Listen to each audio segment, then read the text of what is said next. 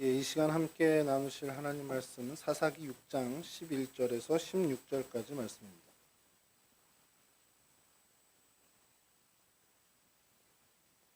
사사기 6장 11절에서 16절까지 말씀 저랑 한 절씩 교독하시겠습니다.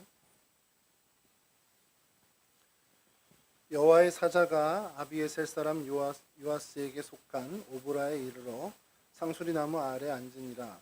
마침 요아스의 아들 기드온이 미디안 사람에게 알리지 아니하려 하여 밀을 포도주 틀에서 타작하더니 여호와의 사자가 기드온에게 나타나 이르되 큰 용사여 여호와께서 함께 계시도까하며 기드온이 그에게 대답하되 오 나의 주여 여호와께서 우리와 함께 계시면 어찌하여 이 모든 일이 우리에게 일어났나이까. 또 우리 조상들이 일찍이 우리에게 이르기를 여호와께서 우리를 애굽에서 올라오게 하신 것이 아니냐 한 그 모든 이적이 어디 있나이까. 이제 여호와께서 우리를 버리사 미디안의 손에 우리를 넘겨주셨나이다 하니 여호와께서 너를 향하여 이르시되 너는 가서 너의 힘으로 이스라엘을 미디안의 손에서 구원하라. 내가 너를 보낸 것이 아니냐 하시니라.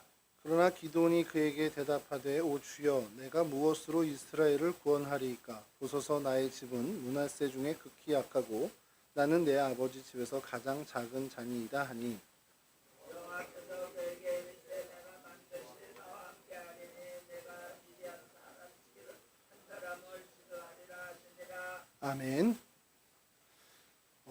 얼마 전에 그 뉴스를 검색하다가요, 그 심해에서 사는 산갈치라는 이게 이제 키워드로 떠올랐길래 갈치면 갈치지 산갈치는 뭔가 하고서 이렇게 좀 클릭을 하고 들어가 봤습니다. 이게 심해어래요. 그 굉장히 깊은 수심에서 사는 물고기인데 이게 이제 위로 올라와서 한 수심 11m 고쯤에서 얘를 이제 발견하게 된 겁니다. 뭐 큰 거는 3m도 뭐 더 넘고 10여 미터까지 자라는 것도 있다고 할 정도로 이제 큰. 근데 이제 문제는 이제 기사에서 얘기는 이런 심해어들이 이제 낮은 수심에서 발견되는 것은 예로부터 이제 내려오는 얘기가 지진 같은 어떤 자연재해 징조가 아니겠냐, 이제 전조가 아니겠냐라는 것으로 대만 인근에 혹시 지진 같은 것이 발생하지 않겠냐라는 그런 기사였습니다. 그래서 지진을 이제 생각하다 보니까 저 전에 있던 교회 청년이 이제 한동대를 다녔는데 그 친구 한동대에서 큰 일을 한번 겪은 적이 있었어요. 그래서 포항 인근에서 지진이 한번 크게 났었죠. 2016년인데 9월이었습니다. 그때 저도 이제 그 연락을 받고 굉장히 한번 놀랬던 기억이 있는데요. 꽤 강도 높은 지진이 찾아와서 사실 전국적으로 굉장히 큰 혼란이 있었습니다. 경주 인근에서 이제 일어났고 한반도에서 일어났던 지진이 제일 강도가 높은 지진이 됐는데 제가 어릴 때만 해도 지진 그러면 제일 먼저 떠오르는 게 사실 뭐 홍성 이렇게 저희가 떠올랐거든요. 그래서 교과서에도 집이 이렇게 넘어진 게 홍성 지진으로 해서 참고 자료가 있고 했었던 기억이 있습니다. 그래서 홍성이 사실 다른 것도 많은데 저에게는 아마 저희 또래는 거의 다 비슷할 것 같은데 지진의 도시 지진의 도시는 좀 그렇지만 지진 그럼 이제 홍성 그럼 지진이 먼저 이렇게 떠오르게 되더라고요. 그래서 그 이후에 사실 이제 이런 홍성에 대해서 생각이 없는 이제 세대들은 그런 경험들이 없는 세대들은 이제 한반도의 지진, 우리나라 지진 그러면 아마 포항을 좀 먼저 떠오르지 않을까라는 생각을 합니다. 그러니까 이제 홍성 그러면 그곳에 유명한 다른 것들도 분명히 있는데 그걸 제치고 지진이 먼저 떠오르는 것처럼 많은 사람들이 그 장소에 대한 이미지가 조금씩 다 있어요. 어디 그러면 거기 그런 거지. 뭐 전혀 모르는 도시는 상관없지만 본인이 좀 알고 있는 어떤 그런 이미지. 저희 친구들 같은 경우는 경주 그러면 뭐 이제 저랑 학교가 다른 친구들은 경주 그러면 수학여행을 먼저 떠올립니다. 근데 저는 경주 그러면 하나도 생각이 안 나는 게 수학여행을 설악산으로 갔거든요.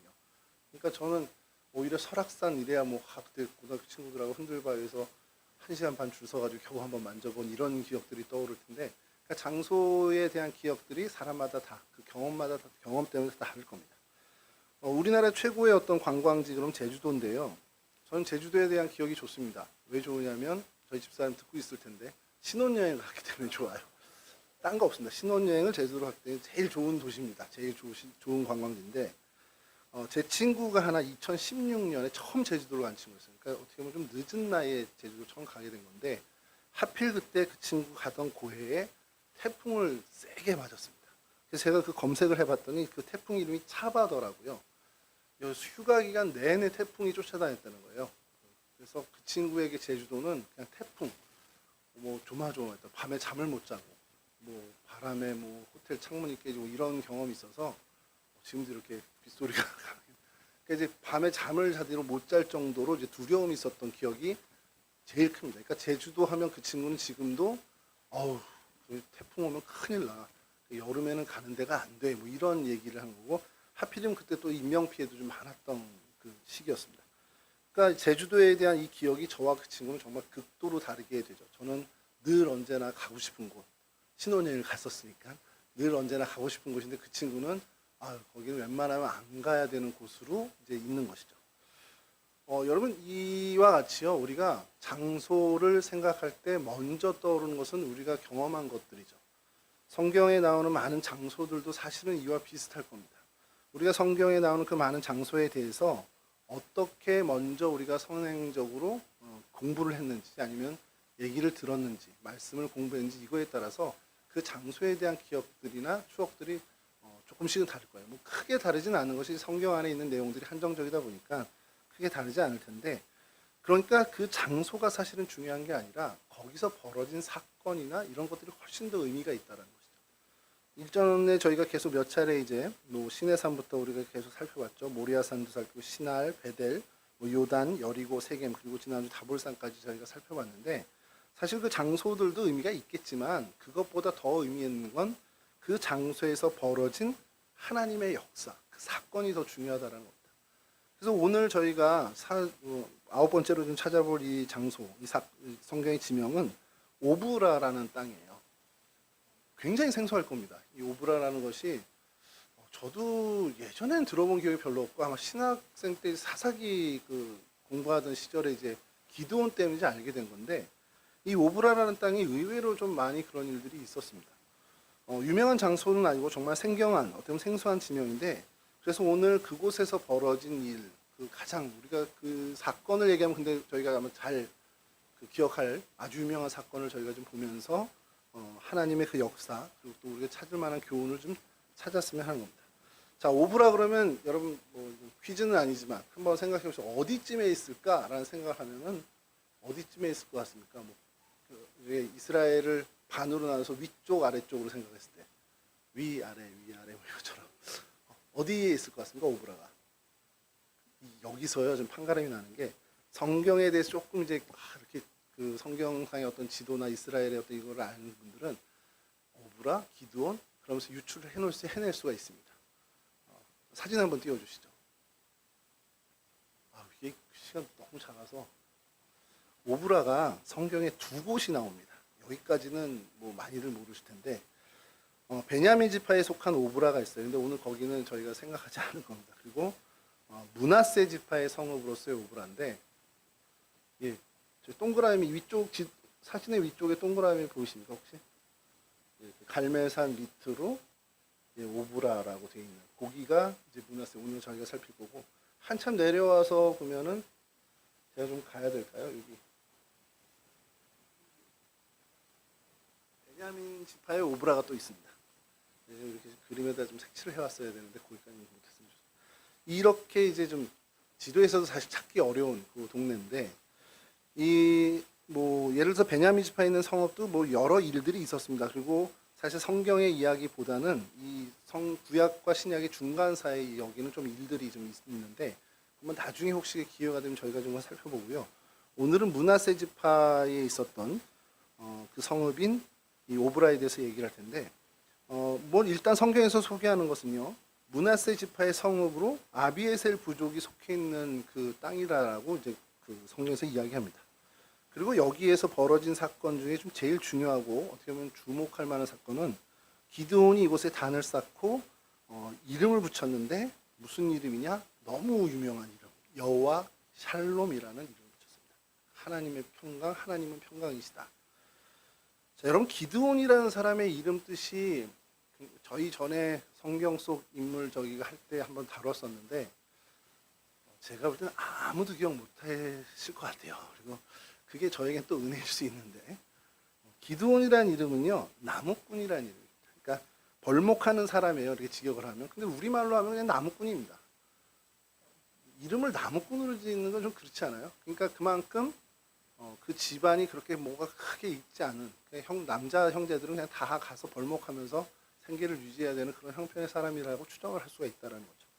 근데 그가 이제 나중에 사사가 되고 이곳에서 하나님께 단을 쌓고 이름을 여호와 샬롬이라고 칭하고 그곳에서 우상 숭배하는 그 신당을 회파한 기록이 있습니다. 사사기 6장 24절에서 27절인데요. 요걸 좀 제가 잠깐 읽어드리겠습니다.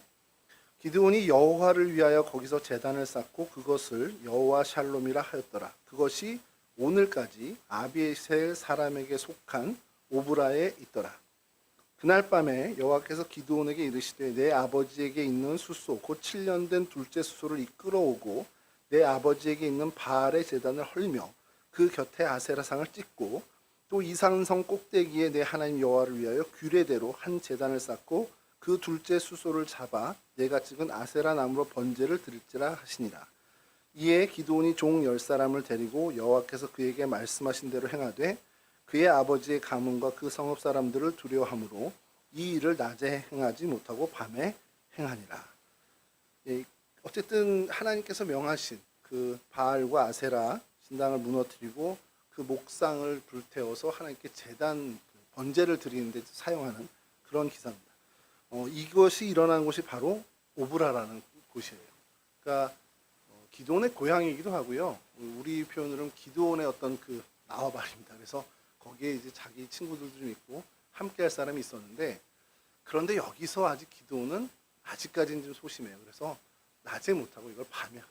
성경 이 이후의 사건은 사람들이 낮에 보고서 이게 어찌된 일이냐 막 이렇게 해서 놀라게 되는 이제 소동이 일어나는 일이 이어진대요. 이런 일이 있었던 것이 바로 이 또 오브라고 또 사사기 8장 27절을 보면요. 기드온이 그 금으로 에봇 하나를 만들어 자기의 성읍 오브라에 두었더니 곧 이스라엘이 그것을 음란하게 위함으로 그것이 기드온과 그의 집에 올무가 되니라. 이제 하나님이 맡기신 그 미디안과의 전쟁에서 대승을 거두고 이제 그들에게서 얻은 금 귀걸이, 금 팔찌 이런 것들을 모아서 그것을 가지고 금으로 에봇을 만듭니다. 그리고 이것이 훗날 음란하게 이제 섬기는 우상 숭배의 단초가 되고 그래서 기드온과 그 집에 올무가 됐다라는 것이 사사기 8장 27절의 말씀인데 이건 역시 이 오브라 자기의 성읍 오브라에 두었다라는 거죠. 근데 이거는 조금 이따 좀 말씀을 드리긴 할 텐데 기드온이 왜 에봇을 짓죠? 그게 상식적으로는 이해가 안 되는 게 에봇은 대제사장이 입는 옷입니다. 근데 기드온은 대제사장이 아니에요. 그냥 제사장도 아닙니다. 근데 그가 왜 에봇을 만들었고 그것을 기념해서 두었을까? 물론 이제 처음의 의도는 이게 하나님이 우리의 승리가 되셔서 그 전쟁에서의 승리를 기념하기 위해서 뭘 할까 고민하다가 에봇을 지은 것 같은데 그것도 더더군다나 금으로요. 하나님 말씀 청색, 홍색, 실로 빼고는 그런 게 아니라 금으로 이제 지은 거죠. 그러니까 뭔가 정말 기념할 만한 기념비를 세운 것과 같은 의미로 이것을 지었을 겁니다. 근데 이것이 하나님이 보실 때 그렇게 좋지는 않았던 것 같아요. 그게 결국 이스라엘 사람들에게 우상 숭배의 어떤 역할을 어떤 단초가 돼버린다라는 겁니다. 이게 여러분 항상 조심해야 되는 겁니다. 저희가 하나님의 선한 일에 우리가 쓰임을 받고 하나님의 선한 일을 이루는데 우리가 정말 참 어떻게 보면은 귀한 경험을 하고 사실 그게 얼마나 소중한 경험입니까? 그래서 그것을 뭔가 남기고 싶은 마음이 있을 거예요.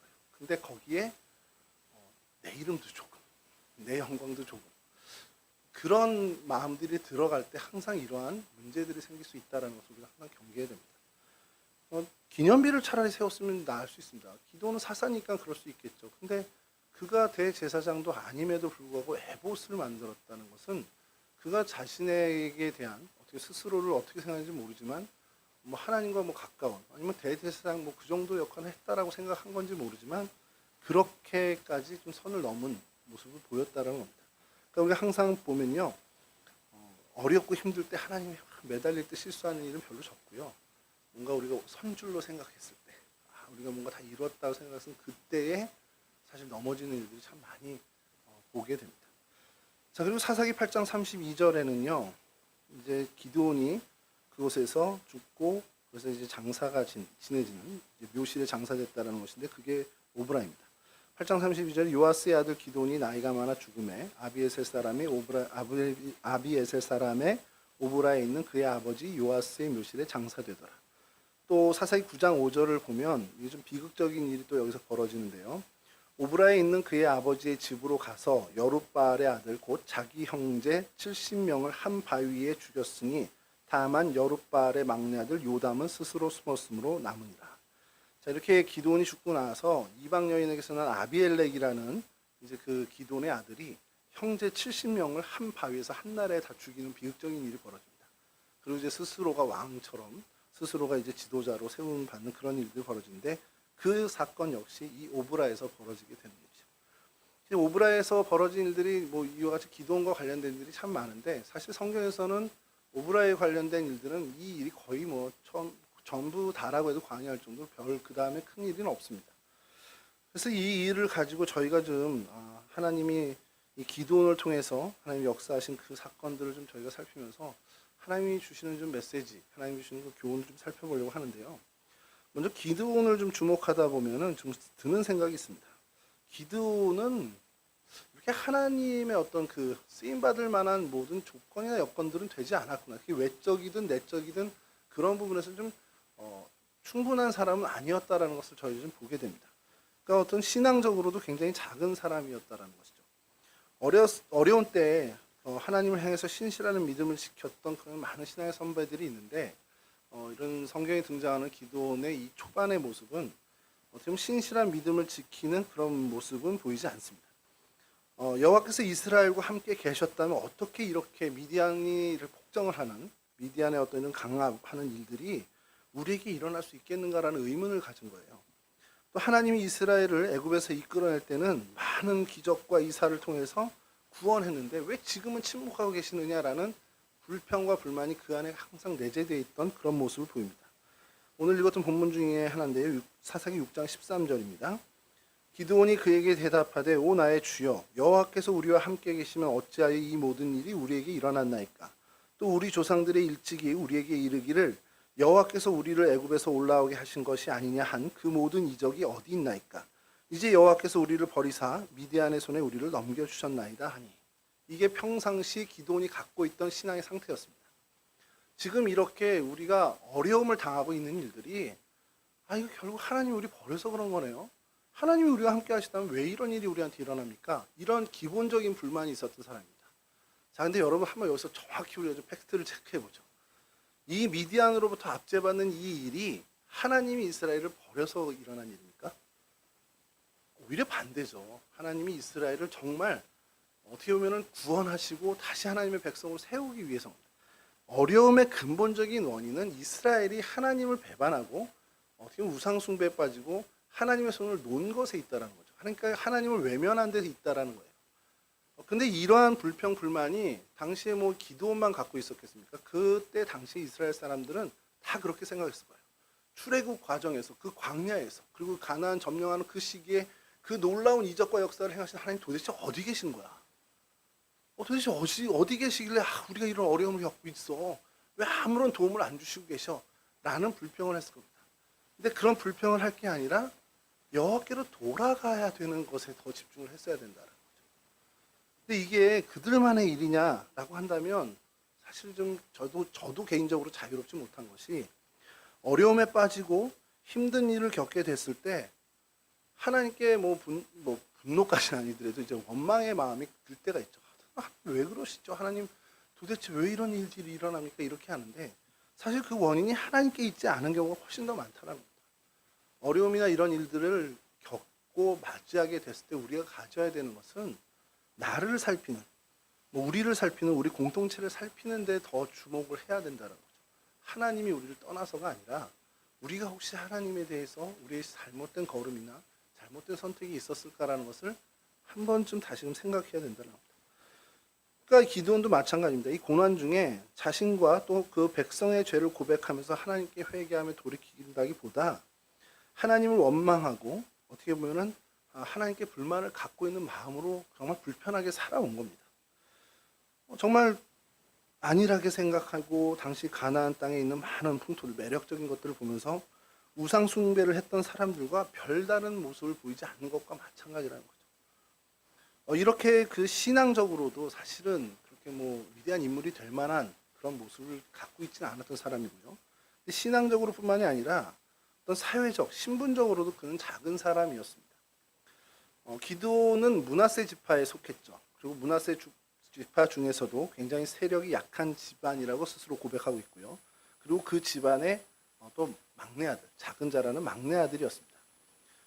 이것은 큰 일을 하기에는 기본적으로 어떻게 보면 그 환경적으로 자기가 좀 장애를 갖고 있다라고 표현하는 것과 마찬가지죠.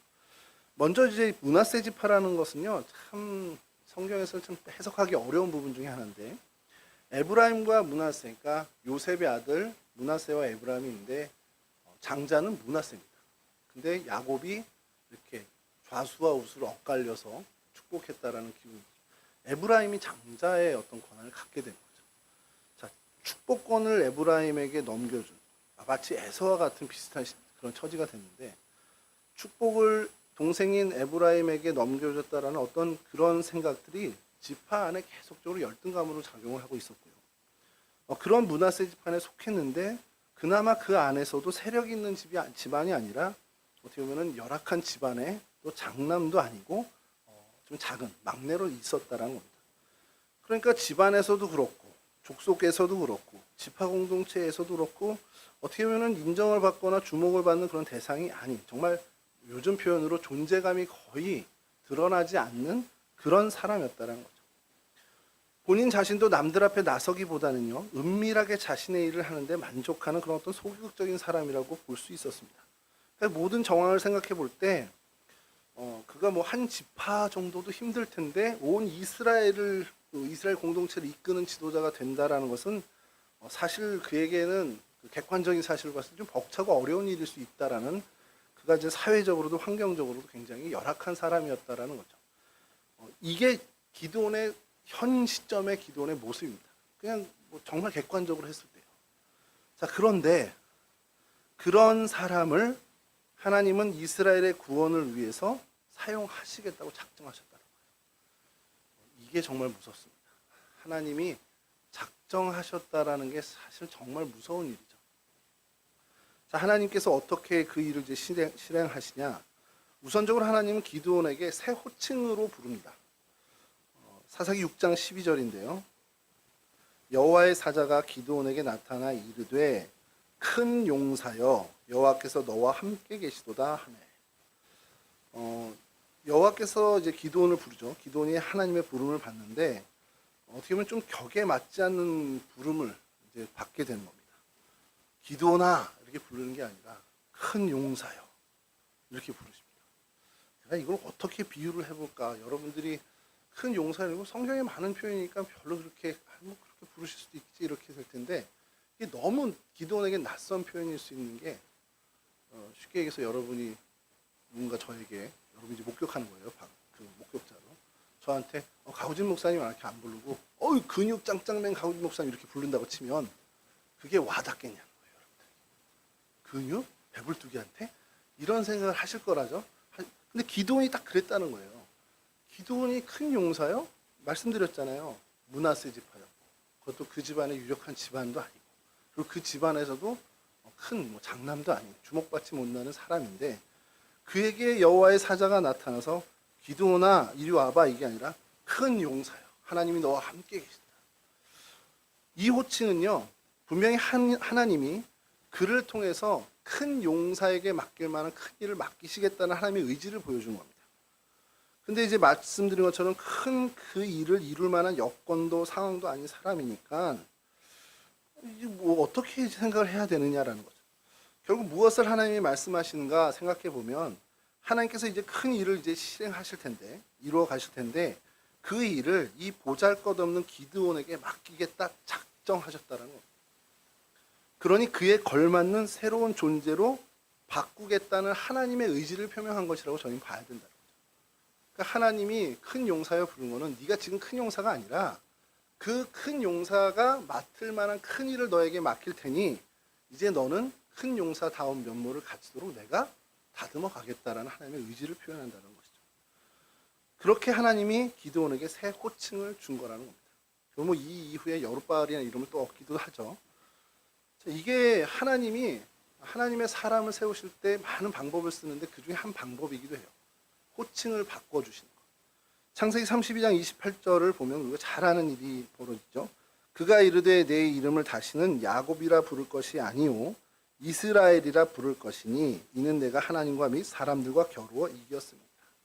야곱에게 새 이름, 새 호칭을 주면서 그를 정말 새로운, 정말 어떻게 보면 이전과는 전혀 다른 새로운 의미의 사람으로 하나님 바꿔 가시는 때 이 이름을 호칭을 바꿔주는 일을 하셨습니다. 이와 비슷하게 기드온에게 이 새 호칭을 부여함으로써 이전에는 믿음도 작고 그릇도 작은 사람이었지만 이제 이 이후로는 큰 믿음의 사람, 또 백성을 인도할 만한 큰 사람으로 만드시겠다는 하나님의 의지, 하나님의 표징을 그에게 이렇게 호칭을 통해서 알려주셨다는 거죠. 그 이후에 이제 하나님께서는 기드온에게 이제 약속의 말씀을 주시고 이제 보내시게 됩니다. 이런 형편의 기드온에게 하나님은요, 하나님께서 사용하셨던 많은 사람들에게 공통적으로 주셨던 약속을 주셔요. 그게 아까 사사기 6장 12절 뒤쪽에 있었던 여호와께서 너와 함께 계신다. 이 표현은요, 하나님이 좀 자주 쓰는 표현입니다. 하나님이 너와 함께 하신다. 야곱에게도 그랬죠. 네가 이렇게 다 해서 돌아온 날까지 내가 너를 떠나지 않겠어. 이런 약속을 주시고. 모세에게도 마찬가지죠. 모세가 큰 일을 할 수 있었던 것 역시 온전히 하나님이 그와 함께 하셨기 때문이고요. 여호수아 역시도 우리가 잘 알고 있죠. 네가 어디로 가든지 내 하나님 여호와가 너와 함께 하시니까 하나님이 함께 하신다는 걸 굉장히 강조합니다. 그렇게 하나님의 사람들, 하나님의 큰 역사의 도구가 되는 사람들에게 하나님은 함께 하신다라는 약속을, 그 약속의 말씀을 사실 정말 자주 표현하시죠. 그렇게 주시겠다. 자, 이 동일한 은혜와 약속의 말씀이 이제 기드온에게 주어졌습니다. 근데 이 말씀이 주어지고 기드온이 바로 변화돼서 큰 일을 행했냐? 그건 또 그렇지 않았죠. 기드온이 큰 일을 하기 전에 그를 부르시고 함께 하심을 약속하신 하나님은 짧은 시간이지만 기드온을 큰 용사로 만드시기 위해서 다듬으십니다. 겁쟁이 기드온이 큰 용사가 되고 민족을 구원하는 그 과정을 통해서 하나님은 어떻게 보면 두려움 속에서도 용기 있는 사람으로 이렇게 바꿔주시는 그 역사를 저희가 이제 보는데, 이것은 오늘 우리에게도 마찬가지죠. 모든 형편과 상황들이 그에 걸맞지 않는 나의 모습이라 할지라도 하나님께서 우리와 함께 하셔서 우리의 그 두려움 속에서 정말 용기 있는 그리스도인으로 변하게 하신 하나님의 방법을 이 기드온을 통해서 우리에게 보여주십니다. 하나님의 사자가 기드온을 만나러 간 곳이 그의 집이 아니라 상수리 나무 아래였습니다. 박해받는 이 이스라엘 민족, 이방 민족들이 박해하는 그 일 때문에 어떻게 보면 큰 대로는 텅텅 비어있던 그런 시절이었어요. 이스라엘 사람들은 작은 길로 숨어 다니듯이 다니던 그런 때였습니다. 당시 상황은 산속의 동굴이나 어떤 숨어지는 그런 일들이 많았다라고 합니다. 그래서 미디안으로부터 계속 압박을 받는 그 시절에 집에 있기보다는 좀 피해 있는, 어떻게 보면 찾지 못하는 그 은신처에서 지내는 일들이 많았다는 것이죠. 그런 상황에 기드온이 그 은신처에서 나오게 되는 일이 벌어졌고, 하나님은 그래서 그 상수나무 아래에서 그를 만나십니다. 나오게 된 이유가 뭘까? 뭔가 큰 원대한 꿈을 꾸고 내가 독립을 위해서 했어야 될 그런 걸로 나온 게 아니라요, 평상시 기드온답게 정말 먹을거리 때문에 나옵니다. 양식 때문에 나오게 됐죠. 밀을 타작해야만 어떻게 보면 먹을 끼니를 이어갈 수 있기 때문에 그 일 때문에 나왔습니다. 과감하게 나왔냐? 아니죠. 정말 몰래. 그래서 밀을 타작마당에서 타작할 수가 없으니까. 왜냐하면 보통 타작마당에서 타작을 해야 되는데, 타작하다가 또 미디안 사람들에게 곡식마다 다 뺏길까봐 숨어서 조금씩 몰래 포도주 틀이라는 곳에서 타작을 한다라고 이제 하게끔 나온 겁니다. 사진을 좀 보여주시면요. 예전에 우리 성경의 인물 기드온을 할 때도 한번 보여드렸던 사진이긴 한데, 이게 당시의 포도주 틀, 이제 아래쪽 사진은 발견된 유적이고요. 그리고 위에 그림은 이런 어떤 모습이었다라는 걸 추정하면서 그리는데, 저게 저렇게 큰 데도 있고 작은 데도 있는데, 어쨌든 거기서 포도를 담고 사람들이 계속 밟으면 거기서 즙이 흘러 가가지고 밑에서 또 한번 걸르고 이렇게 해서 포도주를 이제 만들어내는 겁니다. 자, 이런데 밀을 타작하기에는 적당하지 않은 거예요. 밀은 타작마당에서 타작을 해야죠. 이렇게 탈곡기까지는 아니어도 이렇게 막 저희가 치면서 해야 되는데 그렇게 하면 다 뺏길 것 같으니까 이건 안 되고 그래서 조용한 아주 그냥 조금씩 그러니까 족이 작은 데서 밀을 타작하면 얼마나 정말 오래 걸렸겠습니까? 하여튼 이렇게 포도주 틀에 가서 포도주 틀에서 타작을 했을 정도로 조심스럽게 양식을 해서 은신처에서 나온 겁니다. 굉장히 궁색한 모습이죠. 그러나 그렇더라도 자신만의 은신처에서 나왔다라는 것이 참 중요합니다. 마음이 위축될 수 있고 삶의 무게가 힘겹고 스스로 자괴감에 빠진 상황이라 해도 은신처에서 나올 때 자신을 부르시는 하나님을 만날 수 있게 된다라는 중요한 메시지를 우리에게 성경은 전달하고 있습니다. 움츠려들고 자꾸 자기의 세계로 그래서 어떻게 보면 은둔하는 어떤 그런 모습으로 있다면 어떻게 보면 하나님을 만나는 일도 쉽지 않고 그래서 하나님 쓰시는 일도 어렵게 되지만 비록 소심하다 하지만 어떻게 보면 궁색한 모습이라 할지라도 어떻게 보면 정말 위축된 마음이 있다 할지라도 그 상황에서 나오는 것이 굉장히 중요하다. 자신의 은둔처 은신처에서 나오는 것이 중요하다는 것이죠. 왜냐 그러냐면 살다 보면 어려운 일을 마주하게 되는데 그럴 때 우리는 위축되는 일이 많습니다. 살다 보면 정말 위축돼서 소심해지고 자신감도 떨어지고 그래서 어떻게 보면 집에만 틀어박혀 있는 모습을 갖게 되죠. 그러면 그럴수록 점점 부정적인 방향으로 우리의 상황들이 몰려가게 되는 것을 우리는 잘 알고 있습니다. 경험도 해봤고 주변에 많은 그런 것들을 저희가 보게 되죠. 그러다가 스스로 학대하고 또 자포자기하기도 하고 그래서 자기가 만드는 그 은시처를 오로지 그것만 자기의 세상으로 생각하고 의욕도 보고 다 놓쳐버리는 그런 일이 벌어질 때가 있습니다. 그러나 이런 숨는 것으로는 결코 문제가 해결되지 않는다라는 것을 이 기도원의 모습에서 하나님이 저희에게 가르쳐주고 있죠. 두려움으로 위축된 모습으로는 어떤 것을 이루낼 수 없으니까 어쨌든 그 은시처에서 나오는 어떤 모습이든 상관없습니다. 위축된 모습도 좋고 소심한 모습도 좋고 나오는 것이 중요하다는 거죠. 어려운 문제가 생겼어요. 하나님 앞에 나오는 것. 뭐 사람 많은 예배는 못 가겠어요. 새벽기도 조용히 뒤에 와서 기도하고 뭐든 좋습니다. 하나님 앞에 나오는 것이 우리에게 중요하다는 것이죠. 미디안의 폭정에 시달리는 이스라엘 그리고 기드온의 모습이 이랬습니다. 스스로 만든 은시처라고 하는 그곳에서 조용히 숨죽이면서만 지냈지만 사실 그곳은 감옥이나 마찬가지고 무덤이나 마찬가지인 그런 곳이라는 것이죠. 아주 동기는 이렇게 거창한 동기가 아니었습니다. 정말 먹고 사는 문제 때문에 정말 소심스럽고 조심하고 정말 자괴감에 빠지는 모습이지만 그래도 은신처에서 나왔다라는 것. 그때 하나님을 만났다라는 것. 여호와의 사자가 머무는 상수리 나무 밑에서 하나님을 만나게 되고 하나님의 부름과 약속을 얻게 되었습니다. 이후에 하나님은 기드온을 부르시고 계속해서 그를 바꿔주시는데 먼저 중요하게 어떤 걸 바꿔주셨냐? 그의 안목을 바꿔주십니다. 기드온이 스스로 바라보는 그 시선은 하나님이 바라보는 시선과는 완전 다른 시선을 갖고 있었죠. 아까 말씀드렸지만 스스로를 작은 자로 생각을 하고 있었습니다. 근데 하나님은 그를 큰 용사로 대접하고 있죠. 기드온이 자기를 어떻게 평가했냐? 미디안 사람들이 두려워서 대낮에 대로로 활보하지 못하고 포도주ter에서 밀을 타작하는 그런 모습을 저희가 봤고요. 어떻게 보면은 스스로도 고백을 하죠. 나는 우리 아버지 집을 이렇게 잡고 나는 그 집에 막 작은 자고 이렇게 표현하는 걸 보면 하나님께서 큰 용사여 하는 말이 어떻게 보면 좀 비아냥거리는 말로 들을 수도 있을 정도로 그런 어떤 상황, 그의 시선은 그렇게 됩니다. 그러니까 사사기 6장 15절에 이렇게 고백합니다. 그 기드온이 그에게 대답하되 오 주여 내가 무엇으로 이스라엘을 구원하리이까 보소서 나의 집은 문하세 중에 극히 약하고 나는 내 아버지 집에서 가장 작은 자니이다. 이게 기드온의 시선이었습니다. 큰 용사로 불리는 그 호칭에 난 도무지 어울리는 사람이 아닙니다. 그렇게 현실을 얘기하는 거죠. 이러한 확고한 시선을 갖고 있던 이러한 시선에 머물렀던 기드온인데요. 이게 그의 안목이 이랬습니다. 그런데 하나님은 전혀 다른 시선으로 그를 봅니다. 큰 용사로 인정하셨죠. 하나님이 달리 보셨다는 겁니다. 기드온이 대단해서가 아니라 이제 내가 너와 함께 할 거니까 넌 달라질 거야. 여기 이게 핵심입니다. 하나님께서 그와 함께 하시기 때문에 그가 물론 맞아요. 그가 자신 스스로를 바라보고 있는 그 시선이 객관적인 사실에는 더 가까울 겁니다. 그런데 전혀 다른 것이 하나 더 거기에 추가된다는 거죠. 그것을 기드온은 놓친 거죠. 보지 못한 거죠. 하나님이 그와 함께 하실 때 그는 진짜 큰 용사가 될 수 있다는 것. 그게 하나님의 어떻게 보면 역사고, 하나님은 그걸 보시면서 그 이야기를 해주는 겁니다. 그의 안목은 한계가 있었죠. 자기 자신을 바라보는 건 뭐 객관적으로 맞았을지 모르지만 함께 하시는 하나님을 바라보지 못하는 안목의 한계를 갖고 있었습니다. 이런 그의 안목, 그의 시선을 하나님께서 바꿔주십니다.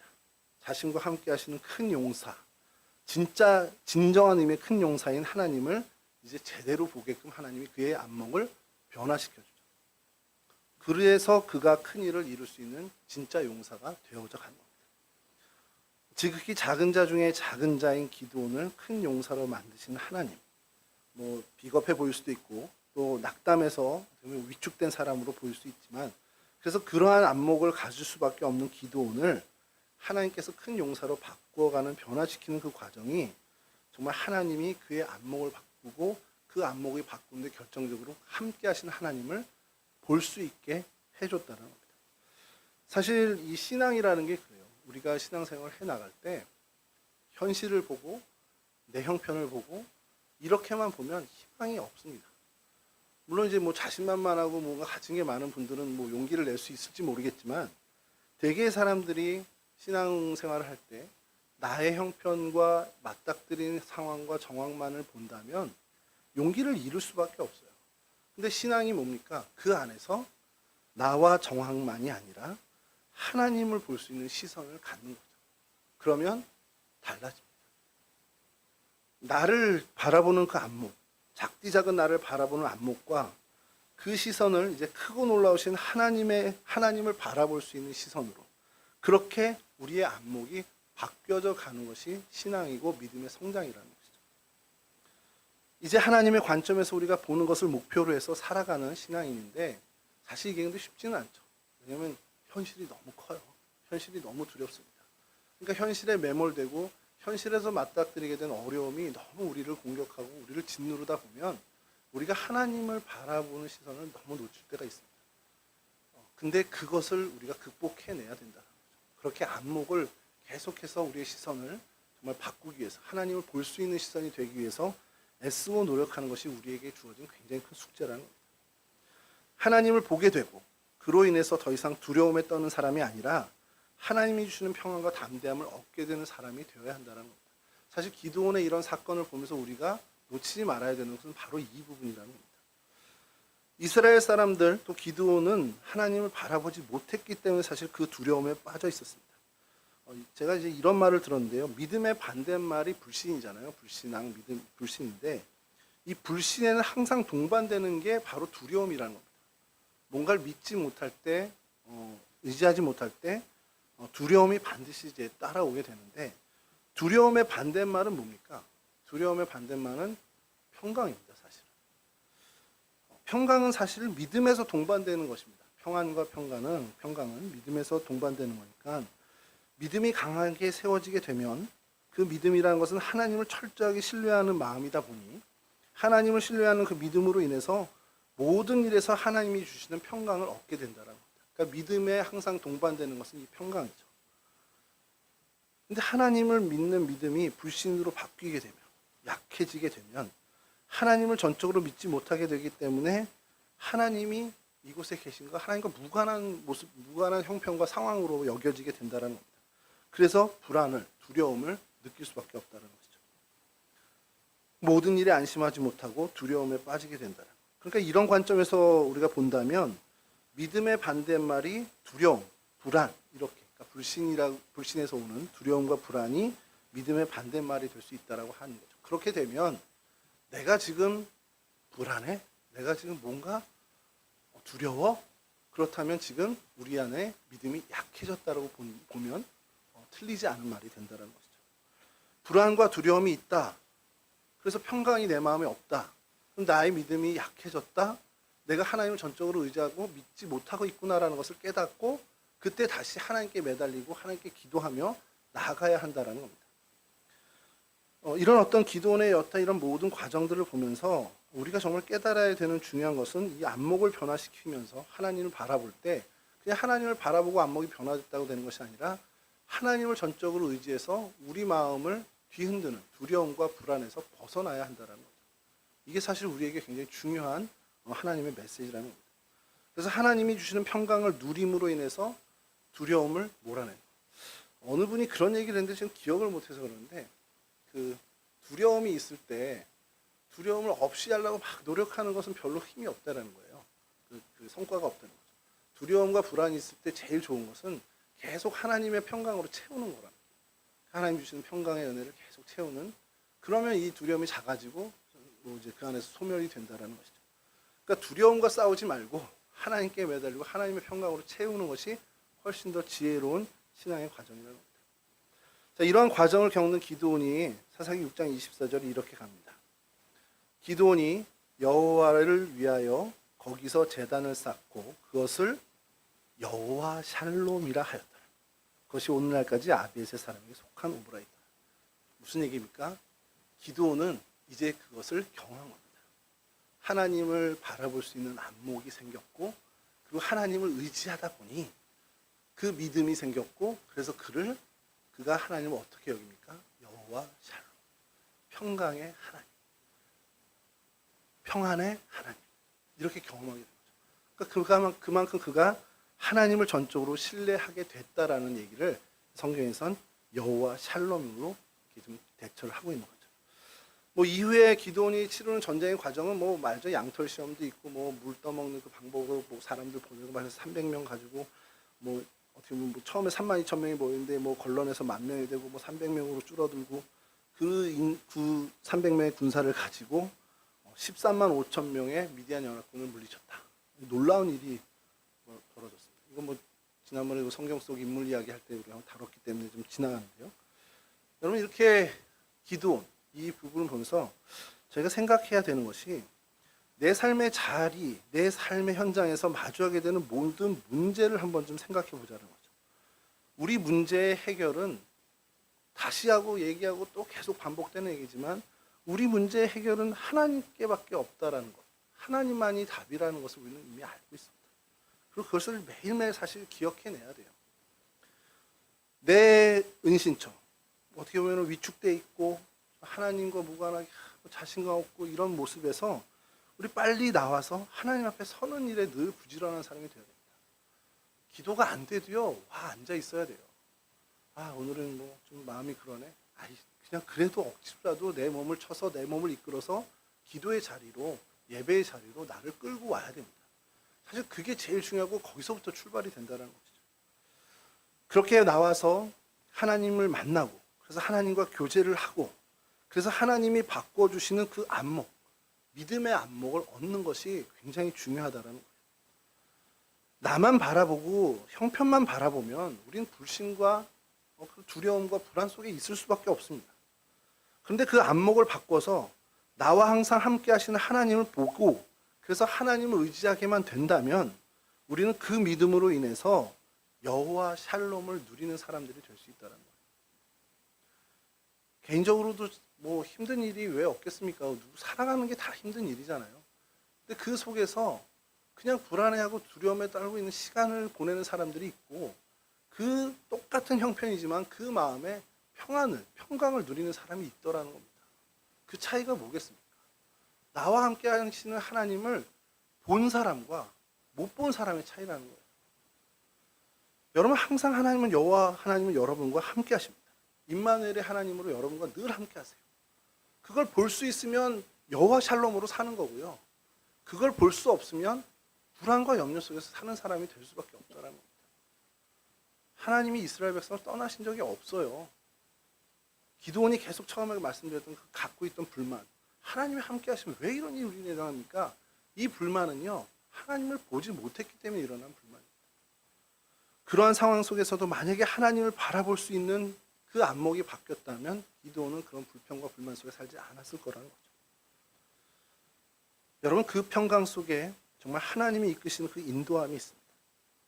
하나님의 방식으로 삶을 살아가서 하나님이 주시는 평강을 누릴 뿐만 아니라 하나님이 주시는 정말 말도 안 되는 기드온의 그 300용사처럼 정말 우리의 상식으로는 이해할 수 없는 승리를 하나님을 주신다는 겁니다.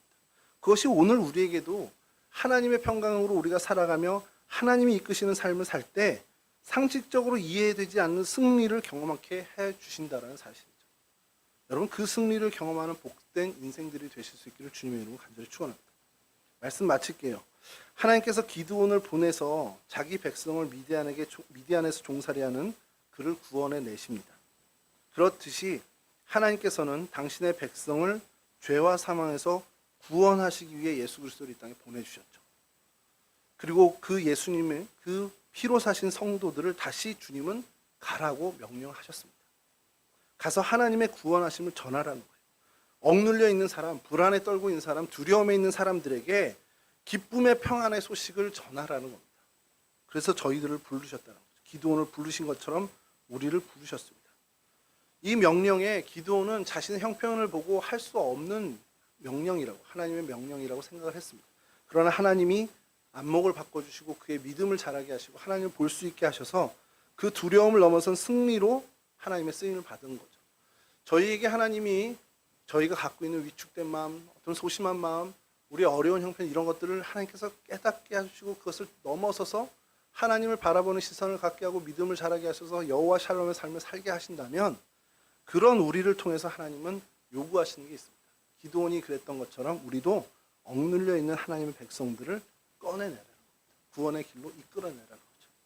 그게 우리를 부르신, 우리에게 평안을 주시는 여호와 샬롬의 일을, 그런 삶을 살게 하신 하나님의 의도라는 사실을 우리가 놓치지 않아야 한다는 겁니다. 그렇게 정말 주님의 충성된 큰 용사답게 살아가는 그 삶을 통해 하나님께 영광 돌리는 주님의 거룩한 백성들이 되실 수 있기를 주님의 이름으로 간절히 축원합니다. 우리 찬송가 333장 함께 부르시겠습니다.